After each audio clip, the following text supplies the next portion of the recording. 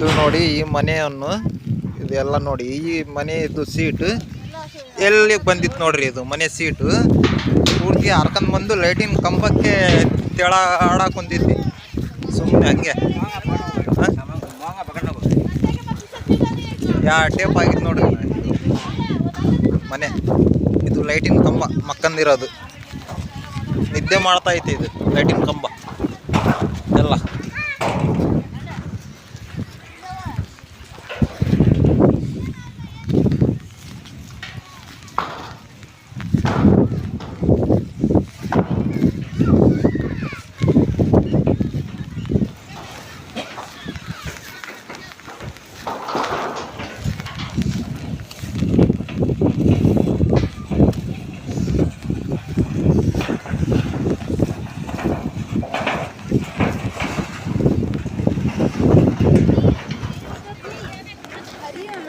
Tape ಆಗಿತ್ತು ನೋಡ್ರಿ ನಮ್ದು ಎಲ್ಲ.